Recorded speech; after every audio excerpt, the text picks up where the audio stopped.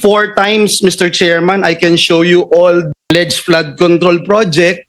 Tinanong po natin kanina yung district engineer kung merong flood control project. Si Senator Villanueva, wala. Ngayon, iniiba-iba niya. In 3-4 times, Mr. Chairman, I can show you all the minutes of the hearing. Siguro kahit isa lang mag-show tayo itong tinanong ni Chairman Redon sa kanya kung banggitin niya itong sinasabi niyang proyekto.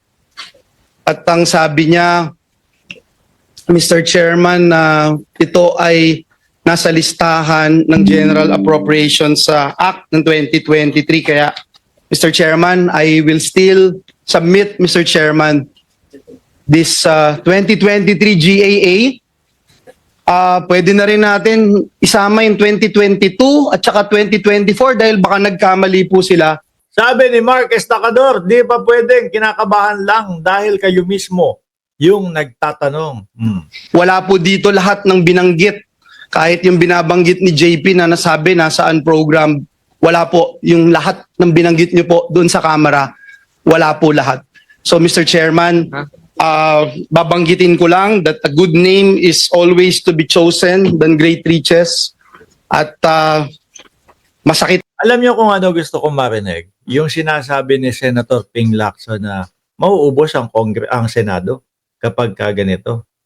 Yung sinasabi niyang may mga nakita sila. Man isipin na dinrag ang malinis na pangalan ng representasyon na ito, lalo na being a member of the Jesus is Lord Church. Gusto ko pong sabihin, there's always time for everything. At salamat sa aking mga kasamahan at this committee for clearing this out.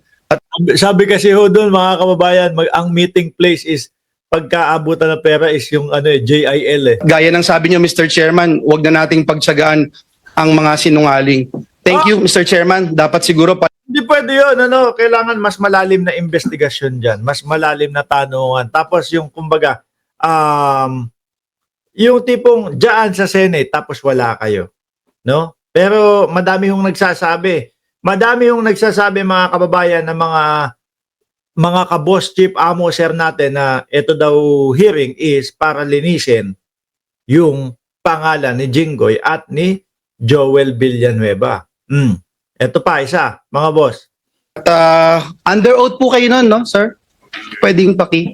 Yes po, sir. You're under oath.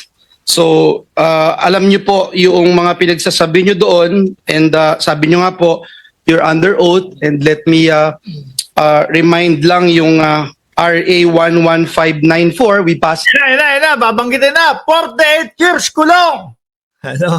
it last 18 Congress para lang alam mo na ini-impose natin yung higher penalties dito for perjury, no, which is up to 12 years of imprisonment per count.